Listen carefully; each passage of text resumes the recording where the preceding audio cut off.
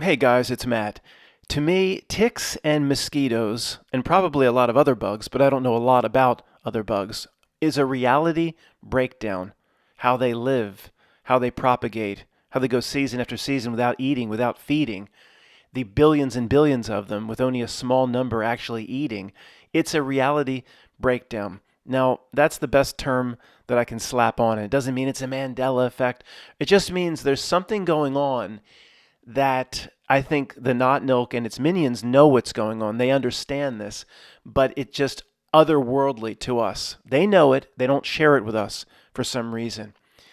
I've been thinking about this for years. I've mentioned little bits and pieces of it over the years in different videos.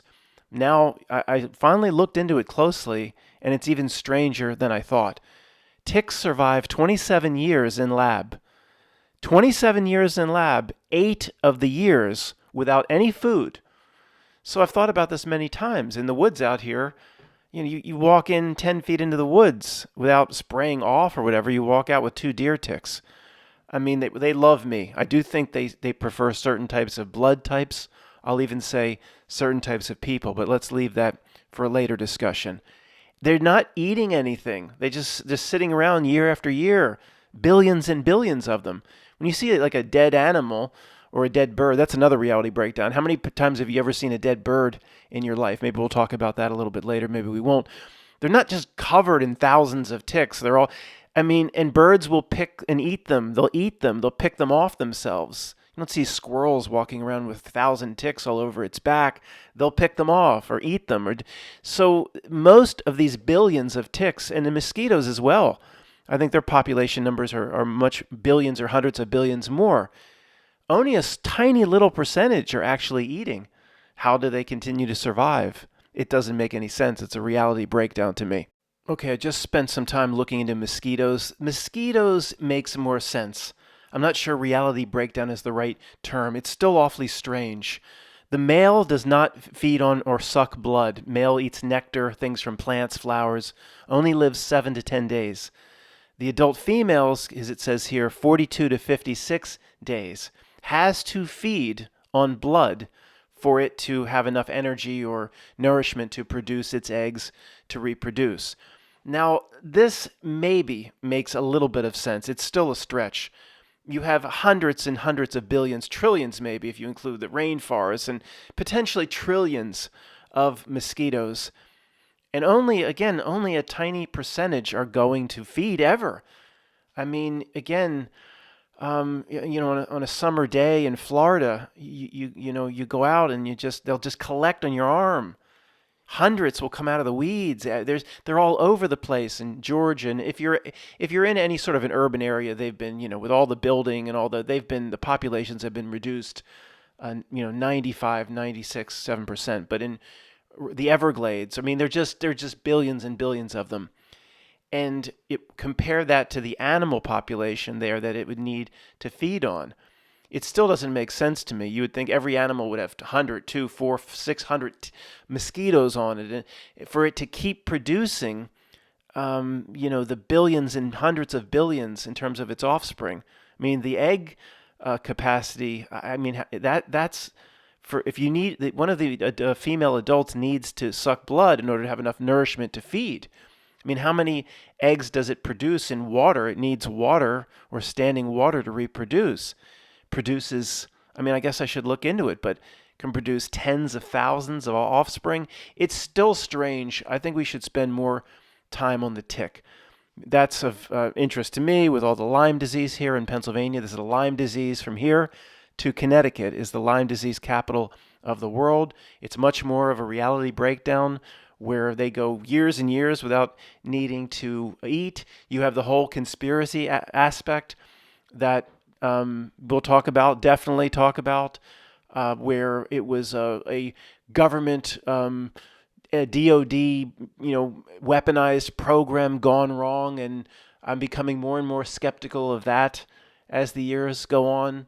When that type of story is pushed by Tucker Carlson, then it almost gives it away that is a story that's intended to get out. If it was real, I'm sorry, Tucker Carlson wouldn't be talking about it. To clarify, is there anybody out there, any first grade truthers, that believe Tucker Carlson and that level of media is actually working for you? Anybody believe that? I hope not. Back to the tick, which is just unfathomably strange. Let's spend more time on the tick, and we'll leave the mosquito for now. Again, headline: Tick survived 27 years in lab, 8 years without eating. Okay, so 27 years in a lab. This is a one certain African type of tick. Let's see what the standard Google search AI says about the life cycle of a tick.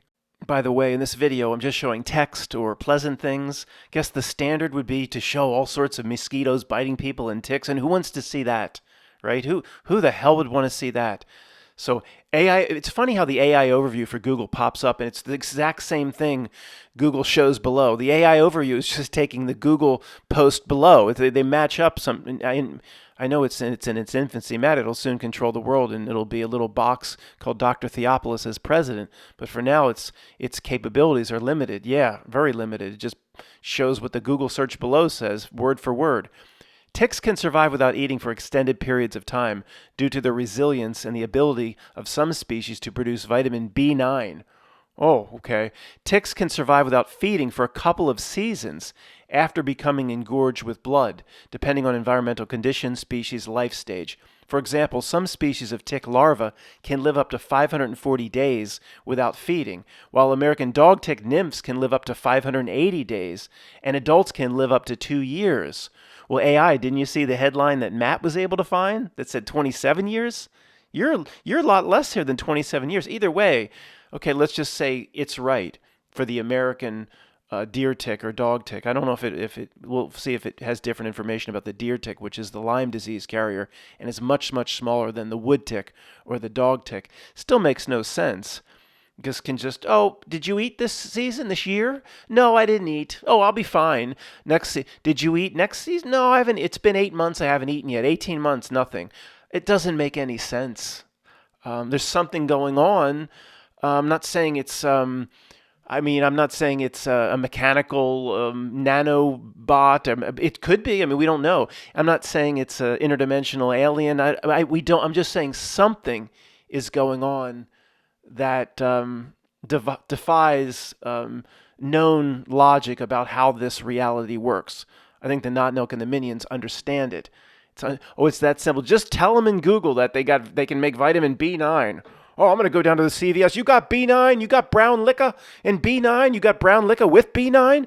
Oh, if I just take my B9, I can go weeks. Maybe we go weeks and weeks and weeks without eating. See, if anybody's screaming out in the night, voices, and I hear you saying, Matt, they know how ticks, it's not a supernatural interdimensional alien. They know how they can go season after season without having to take in any sort of food. And they could do that, quote, for us. They probably can. There's a lot of species that can go along. A Nile crocodile can eat one. This actually makes much more sense, though. It can eat one gigantic wildebeest, 600 pounds or whatever, and go, they say, 8, 9, 10 months again without eating. That much. It's also a cold-blooded animal. It's not an insect. It has layers of fat, layers of protection. It can go dormant. Its body temperature can drop. A tick is this little something, 1/100th the weight of a cotton ball out in the hot sun. It doesn't make any sense. It is a reality breakdown. If you have a better term for it, let me know in the comments. Let me continue to read the bottom, and this is continued for one more page, and then we'll go on to other things.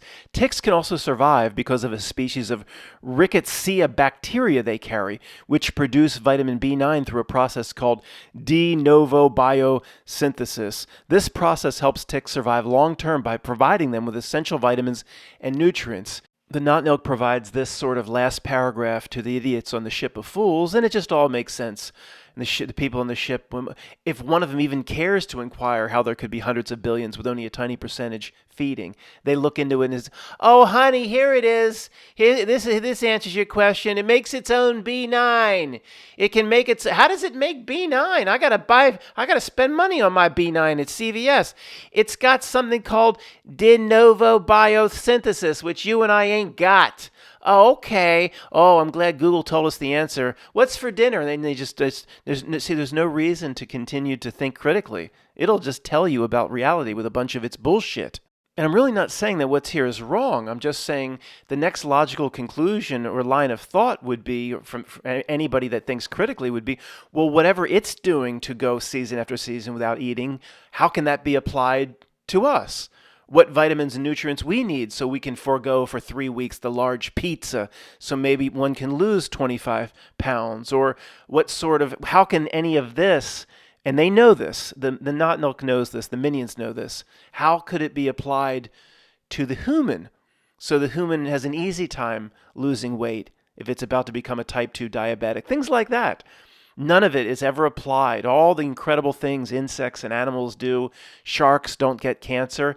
Incredibly, none of it is ever applied to the human through the wonderful and caring about you biotechnology and pharmaceutical companies. Nothing's ever applied to the human to benefit the human condition or how we live our lives. But to say that they're holding back cures and they're holding back some of this knowledge, understanding why sharks don't get cancer and how insects can go years and years without eating, saying they're holding it back, you'd have to be one of those people to believe that.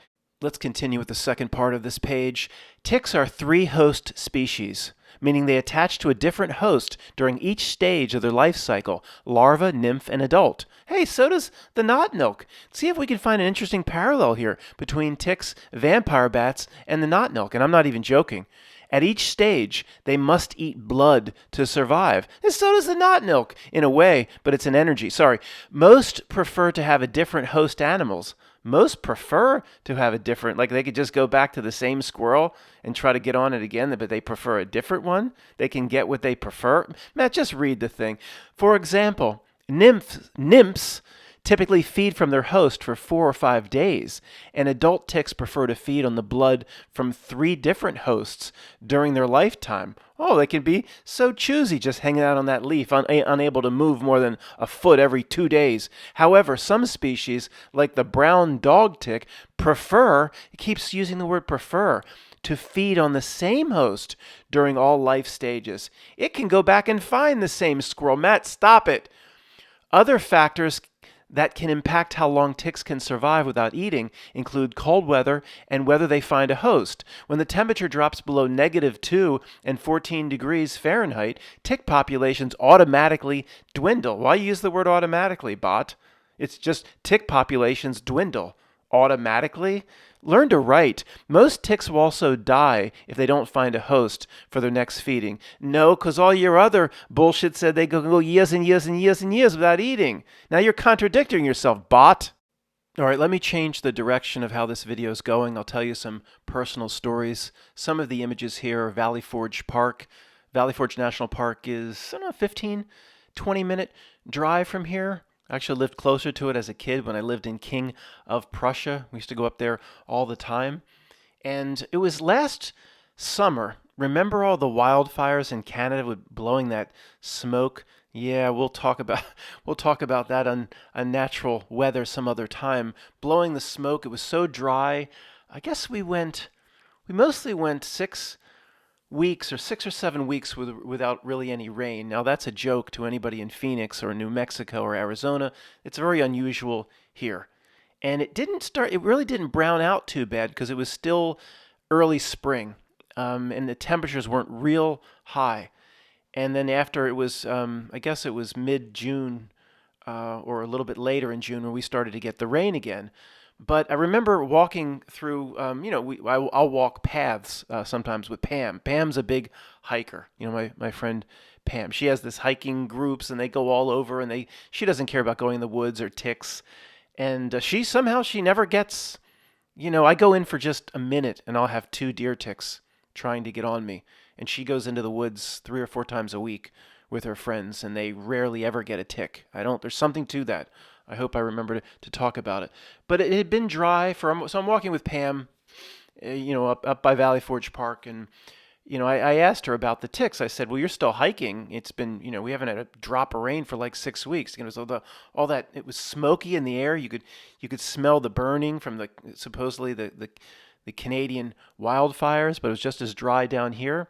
I said, "Are the ticks still around? Do they know it's dry and because the deer ticks are like nothing, just the head of a pin." Or if I were to take a ballpoint, Bic pen and just to your arm, just go boop, just a little blue or black pen, just a little boop. That's it. That's how small they are, even smaller. And so there's no weight to, there's no insulation. How do they hold their water? How do they keep their moisture? It is a reality breakdown to me. So I said, surely, Pam, like they must know it's dry and just they go down into the soil where there's more moisture. They'll just know to hang out down there until the rain comes back. And she's like, no, the people are still getting ticks. My hiking groups, I mean, they're still there. And I'm like, if anything were real, I don't remember exactly what I said to her, but I said, she knows my thoughts on how reality works. I mean, she has none of these. She's she believes CNN, and we don't have that in common. But she understands where I'm coming from. I used to try years ago, we all did, to try to talk to her about it, try to get her to see some of this stuff. We know now that doesn't work. But I said, do you understand the problem here? These little tiny things that have no ability to hold water. There's no insulation. There's no layer of fat. How could they possibly forget the feeding? Just possibly be living in the like a leaf falls off a tree here. When it gets dry here in Pennsylvania, and the leaves will start to fall even in August. And if we get a rain, the leaf falling stops, and it's starting to fall again. It's getting a bit dry. And just a few days on the ground, the leaf will go from a yellowy green, a very leathery type moist, to crinkled up leaf. It's dried out 3 or 4 or 5 days on the ground. If it's in your driveway, maybe 2 days, crinkled up, crush it in your hand, goes to a million pieces. Well, why wouldn't the deer tick? The leaf has the ability to hold water with its membranes a whole lot more than a deer tick. Again, it's just nothing. So why wouldn't they go to dust?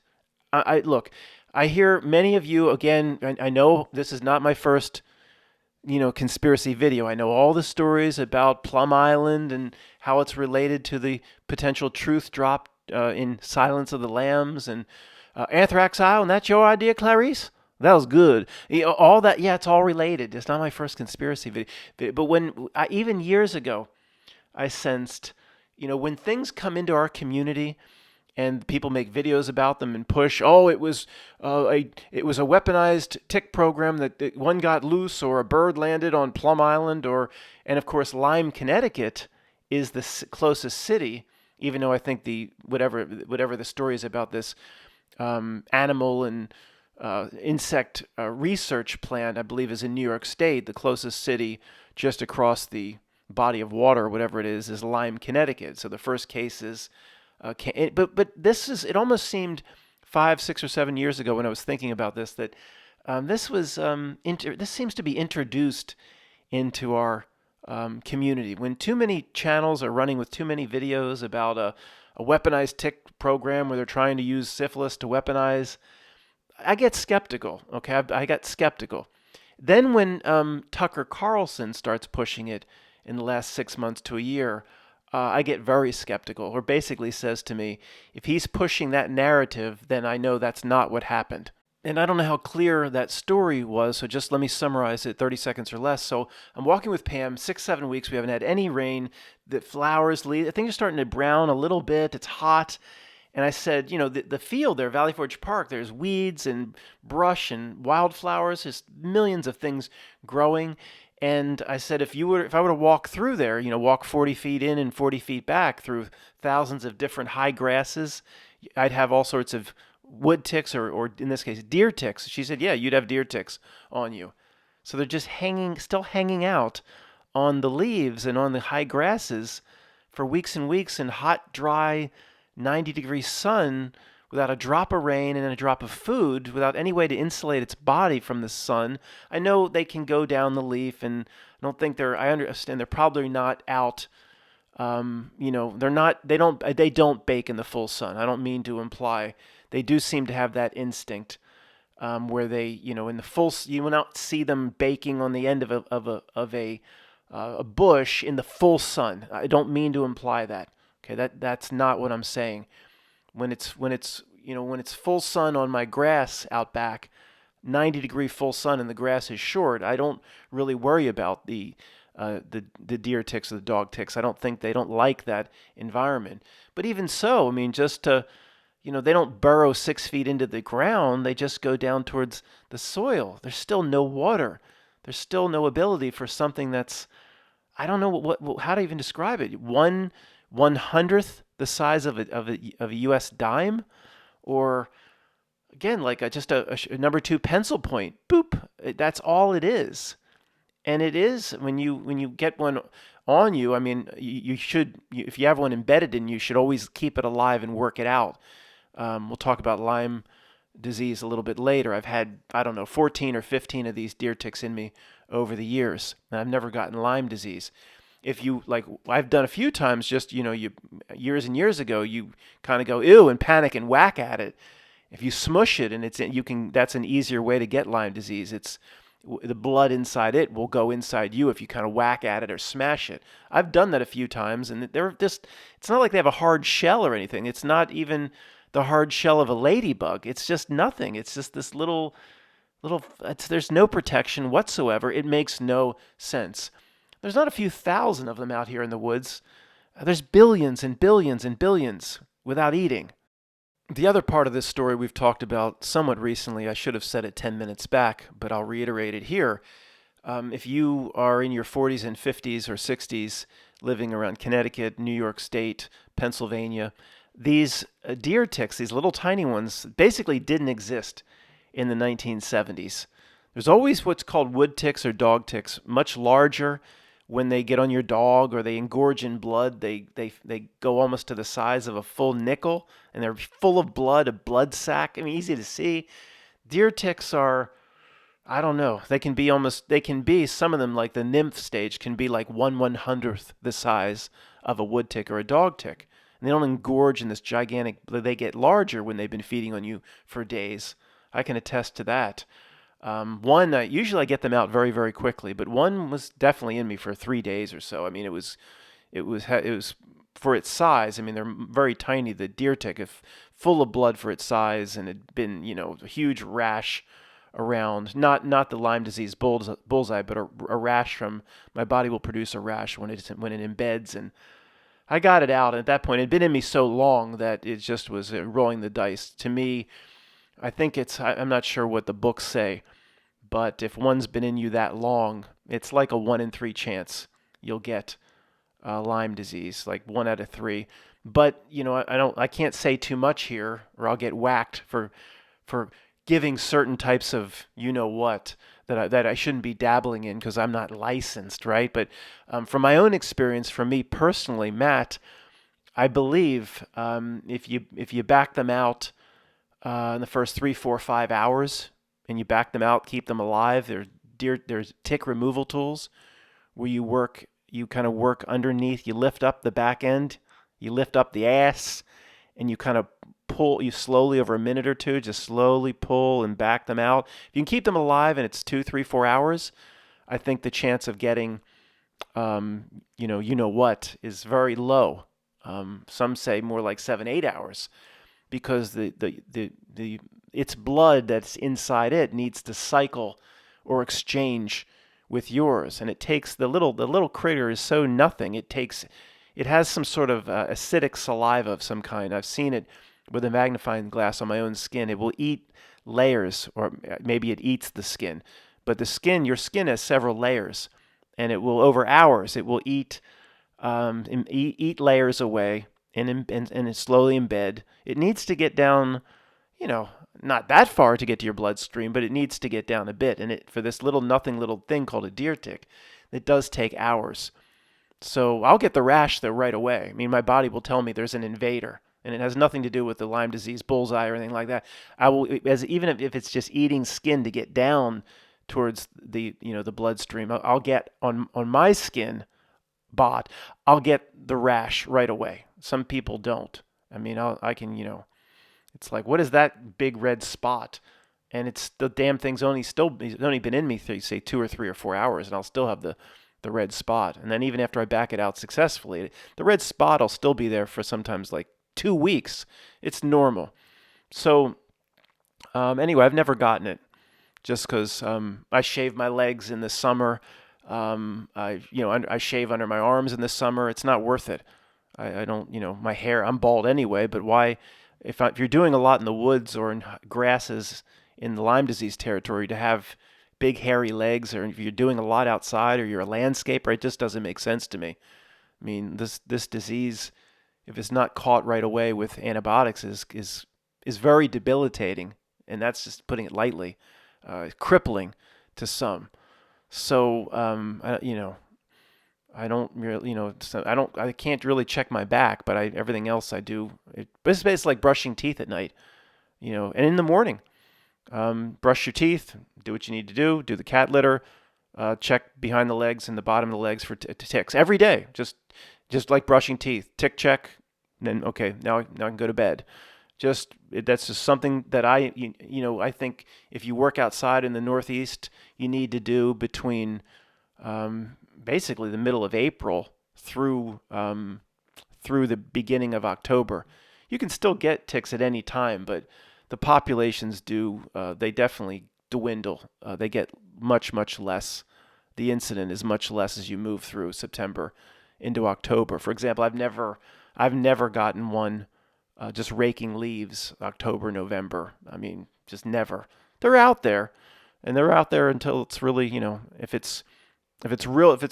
there's frost all over everything and it's freezing below 32 Fahrenheit, then they do seem to go down towards the warm ground, and you don't have the same risk.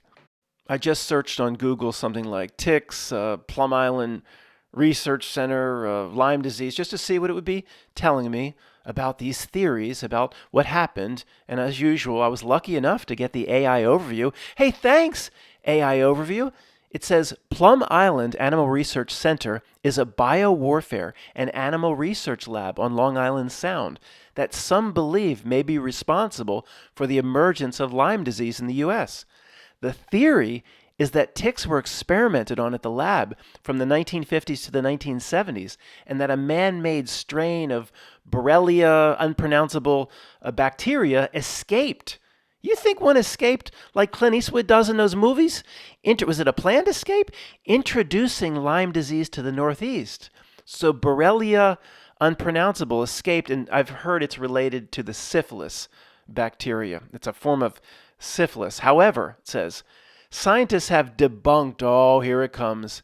You conspiracy theorists were wrong again. Scientists and those good people like Neil of the Grass-Fed debunked this theory, noting that there is evidence that the ticks and this certain bacterium I can't pronounce were present in the U.S.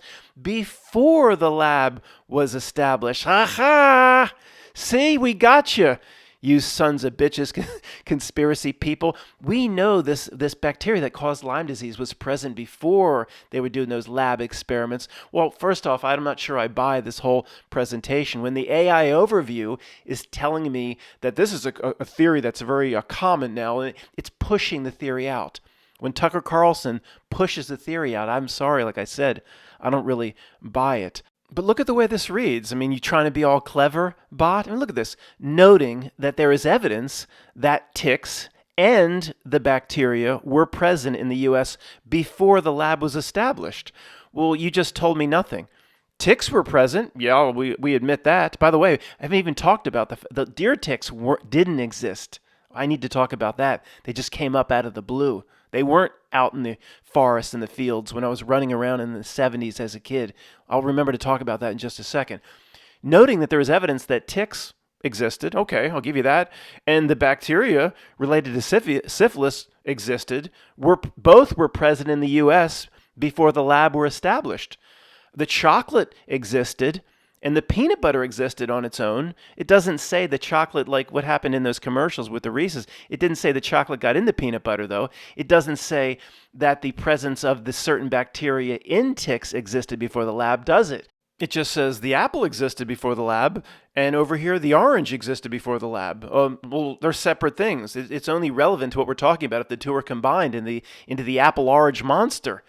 If we're saying that the Weapons Research Lab produced the apple-orange monster, it doesn't mean dick to tell me that the apple existed by itself before the Weapons Research Lab and the orange existed on its own. We're talking about the apple-orange monster, bot. Get a clue.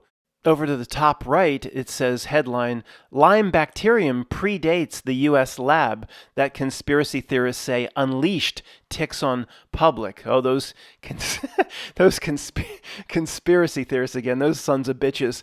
Lyme, but it's doing the same thing. Hey, Tufts, you're supposed to be smarter than this. I should get an honorary degree from Tufts in the mail. I'd throw it out. Lyme bacterium predates. Well, fine, the Lyme bacterium predates. But is it in linebacker in the ticks? Okay. We are going to talk about in just a minute how these deer ticks came out of the blue, but we supposedly, and some of us must assume that at one point the deer tick didn't have the bacterium, wasn't a host of the bacterium. You understand how that works? Tufts should give your freaking degrees at the bottom of a Cracker Jack box. I can't believe I never showed you this before, guys. This is the Kingswood Apartments, King of Prussia, Pennsylvania, where I grew up age 2 through age 17. And it's not just this. I mean, there's hundreds of these things. There's different roads. I was on Murray Drive. There's Hilltop Drive. All these roads, they're all over. There's hundreds of these things. It was the worldwide global corporate headquarters for the single mother, Just like my mother. You kick that son of a bitch to the curb. You bring your brats, in this case just me, you bring your brat to the Kingswood Apartments. It was the land of little cretins, single mother, kids running around everywhere. It was great, I guess, when I was real young through about, through about fifth grade. It was great with kids all over the place. I don't know where all those kids went. I was stuck there in this prison until I was about 17. There wasn't nearly as many kids, but then again, was I... Matt, at 15, 16, you roaming around outside? No, not as much. But, yeah, so this is it. And I tell you this because there's so many kids.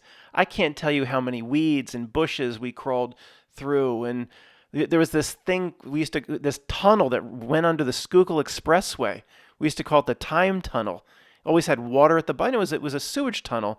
I mean, luckily we never went in there after a rain. We would have been drowned, but it was dry. It was just this little trickle. You could go under the expressway to get to. I guess there was a park on the other side called Bob White or something like that, if I remember. And but with the weeds, we had to go through the bushes. The point is ticks. Remember, that's what this video is about. Constant rolling around in high grasses.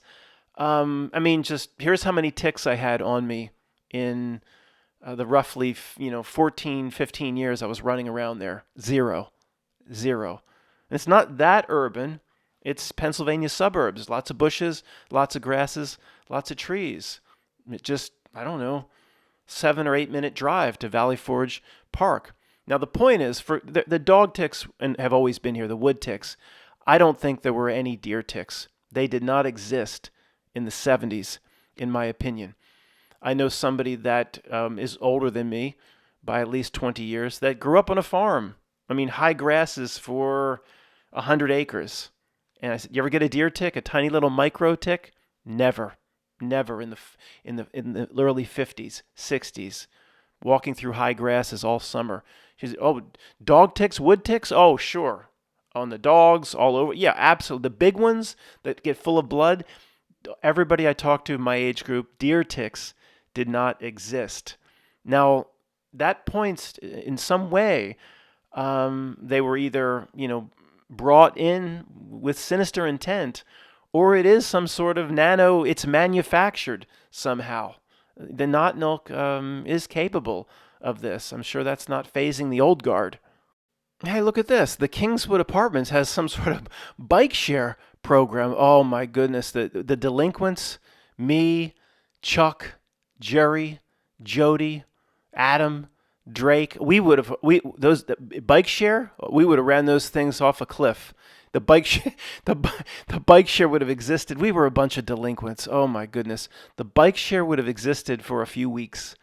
We would have had the bikes hanging from the trees. Oh, we were bad. I mean, every single time they went to repair the pavement, the fresh wet cement, oh, it flocked on it like the mosquitoes coming out of the woods. If you come out through, say, in Florida, through the jungles with your shirt off, and the mosquitoes, like mosquitoes on bare flesh when there was wet concrete. It was like one of the kids would send out a signal like, And all the kids would come flying out to say to write their. I remember even to this day. I remember my friend JH was his initials. He wrote plus CA. I know the girl's name's Chrissy. He'd write JH plus CA. Dated her for about 4 weeks. They destroyed all.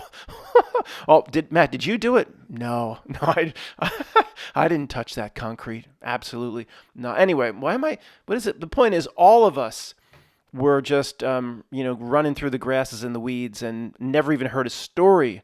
Guilty with the stories. Never heard anybody get a deer tick. They did not exist. Just came up out of the blue. Hey, thanks, Not Nilk. Here's Tucker Carlson. Just to reiterate the earlier points, he's pushing this YouTube video kept being shown to me. YouTube kept wanting me to click on it. If he's pushing that Lyme stem from this lab leak, then again, it's something else.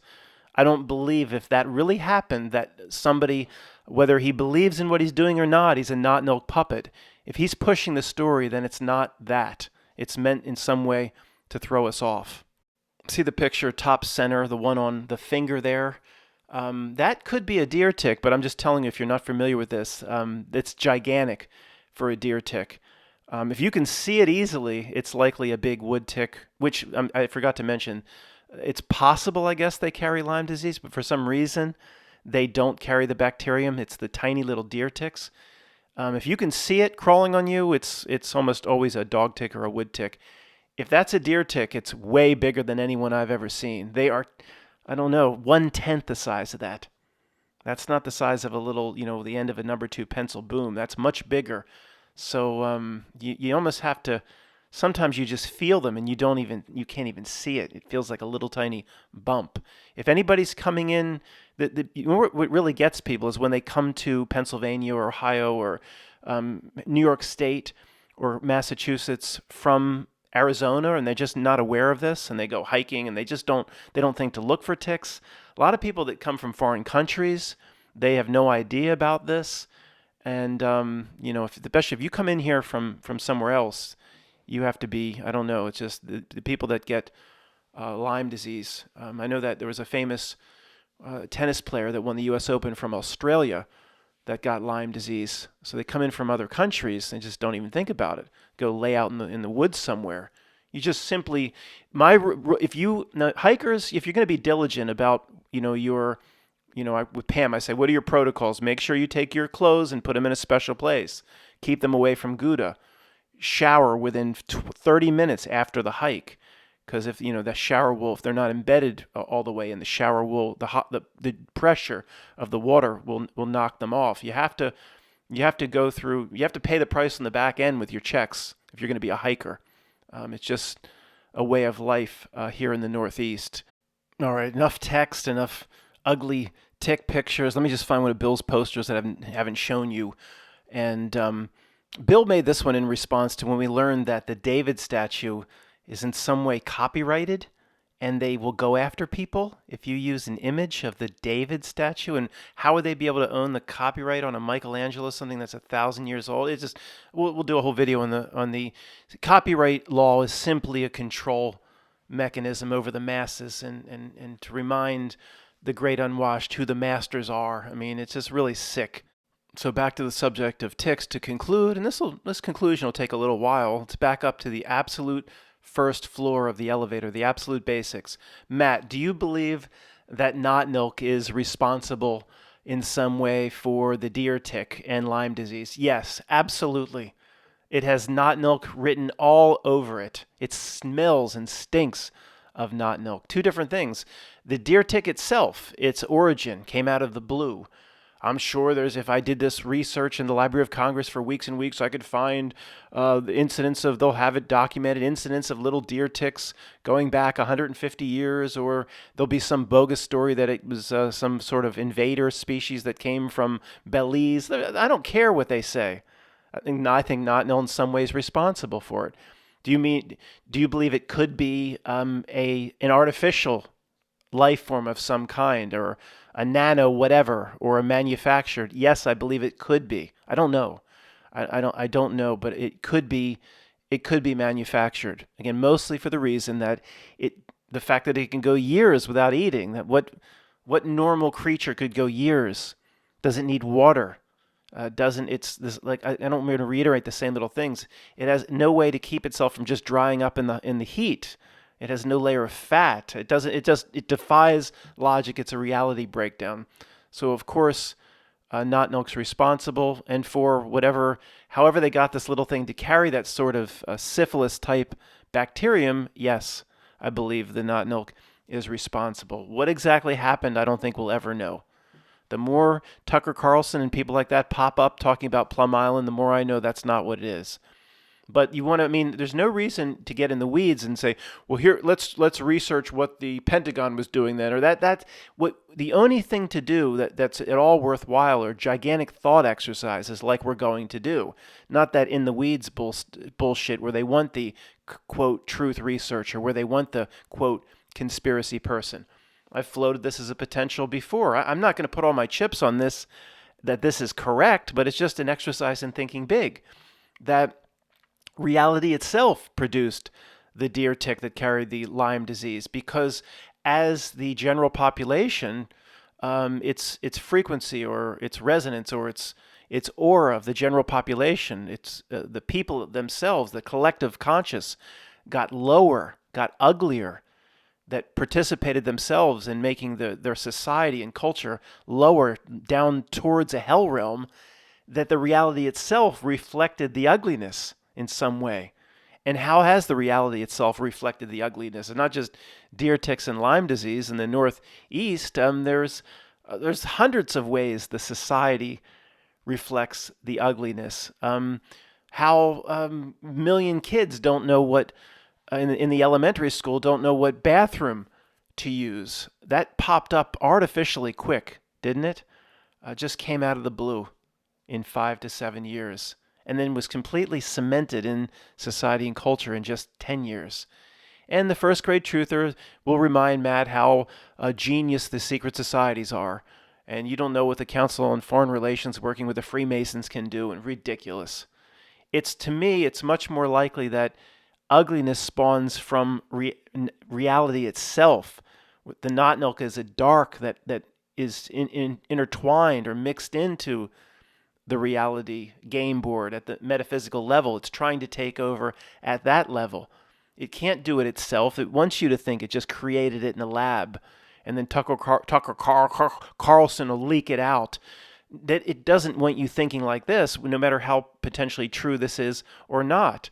That as it works over the population, it works over you and me and hundreds of millions to get us to think lower and to get us involved in more debauchery and more ruination of ourselves and more smut and more Pornhub and more just a destruction or not demoralization, a devolution of what society used to be. As it gets uglier, things metaphysically pop out of reality that reflects the ugliness of the collective conscious of real beings.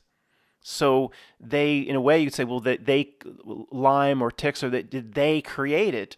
You could say in this way out weird theory. And again, I'm not going to put all my chips here saying I know this is true. It's just an exercise in thinking big. And usually when we do this, at least the old guard will find that this sort of thing becomes more likely than it came out of a lab. Oh, it was leaked out of a lab, and then one escaped, like the Clint Eastwood movies trying to get off Alcatraz. And then that tick was smart, and it crawled on a little birdie, and that little birdie flew to Lyme, Connecticut. And then it jumped off the back of that little birdie at a hoagie shop, and it crawled on some big fat dude's arm, and then it got up under his armpit, and it started to suck. And then the bacterium was transferred. I don't think reality works like that very often. Pedestrian explanations that fit between the reality bookends. As long it'll craft an explanation. Oh, a tick got out of the weapons lab, and they shouldn't have been doing that in the first place, messing with bacteria, syphilis bacteria, and ticks. They want you to think that way. The last thing they want you to do, or for people to realize, that the collective consciousness of real beings basically is the driver of reality itself. And as the collective conscious gets lower, a lot of ugly things pop up in this world. I don't think maybe it's as out there as you may think. Thanks for listening.